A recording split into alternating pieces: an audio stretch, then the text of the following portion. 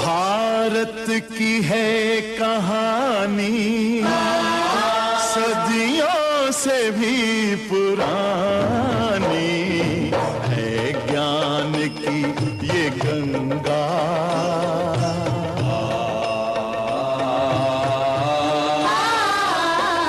है, ज्ञान की ये गंगा ऋषियों की अमर वाणी।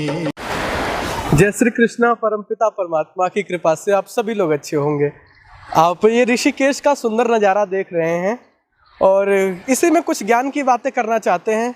देखिए, पानी का बुलबुला जो दिखाई दे रहा है, सारे बुलबुले उठते हैं और सारे बुलबुले इसी जल में विलीन हो जाते हैं। इसी प्रकार हम मनुष्य हैं, पानी तो जल के एक ही हैं और इसी में उठते हैं, इसी में विलीन हो जाते हैं। और जब ये एक एक बुलबुला साथ बहता है तो एक जल की ताकत बन जाती है और धीरे धीरे वो नदियाँ बन जाती हैं और अच्छे अच्छे पहाड़ों को और अच्छी अच्छी चट्टानों को रेंगते हुए चली जाती हैं। आपके आसपास भी रहने वाले लोग, आपके नाते रिश्तेदार, उनको अपनी ताकत बनाइए, वो आपके जीवन में उनको अपना बल बनाइए और अपने आप को भी बलवान बनाइए। देखेंगे आपके जीवन में एक अलग ही आनंद दिखाई देगा। एक पिता अपने पुत्र को समझा रहा था और समझाते हुए वो छोटे बच्चे से कहता है कि बेटा, ज़िंदगी में हमेशा अच्छे काम करना, अच्छे से रहना, और जब भी तुम्हें आवश्यकता पड़े तो सबसे पहले अपने आप को कभी कमज़ोर मत पाना। आपके पास बहुत सारी ताकतें हैं। शारीरिक बल के अलावा आपके पास मानसिक बल है, आपके पास बुद्धि है। बुद्धि की भी शक्ति लगाना, बुद्धि की भी शक्ति ना लगे, मन की शक्ति लगाना, अपने संपूर्ण शरीर की शक्ति लगाना, आपके काम बनते चले जाएंगे। कुछ दिन बाद बच्चे का जन्मदिन आया और उसने अपने पिता से साइकिल मांगी। विदेश का बच्चा था तो पिता ने साइकिल दे दिया। पिता और पुत्र एक साइकिल लेकर के एक पार्क में गए खेलने के लिए। तो पिता ने कहा कि बेटा, आप साइकिल चलाओ और मैं तब तक किताबें पढ़ लेता हूँ। बच्चा चलाते चलाते साइकिल आगे निकल गया।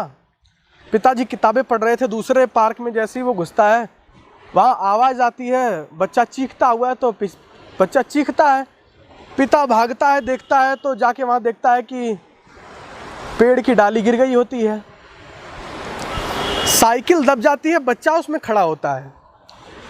तो जा कर के पिता बेटे से कहता है कि बेटा, अपनी ताकत नहीं लगाई आपने। बेटा कहता है, पिताजी, पहले तो मैंने अपनी शारीरिक ताकत लगाई, उससे कुछ नहीं हुआ। फिर मैंने अपनी मानसिक ताकत लगाई, उससे कुछ नहीं हुआ। फिर मैंने अपनी बौद्धिक ताकत लगाई, बुद्धि की ताकत लगाई। उस बुद्धि की ताकत से मैंने इसका एक पहिया तो बाहर निकाल लिया, पर एक पहिया इसके अंदर ही रह गया। अब मैं सारा प्रयास कर चुका हूँ, लेकिन अब मैं थक गया हूँ, मेरी सारी ताकतें खत्म हो गई। तो पिता कहता है कि बेटा, तुम्हारी ताकतें क्या केवल तुम ही हो? अपने रिश्तों को भी अपनी ताकत बनाओ। हम पिता पुत्र दोनों मिलकर के अभी से खींचेंगे, ये भी ताकत आपकी ही ताकत है।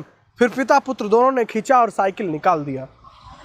हमेशा ध्यान रखो कि दुनिया में रहने वाले लोगों से आपको बुराई मोल नहीं लेनी है, झगड़े नहीं करने हैं, द्वेष नहीं करना है, क्योंकि सारे एक ही पानी के बुलबुले हैं। उनको अपनी ताकत बनाओ। जब संसार में रहने वाले लोग आपकी ताकत बनेंगे तो आपकी उन्नति होती चली जाएगी।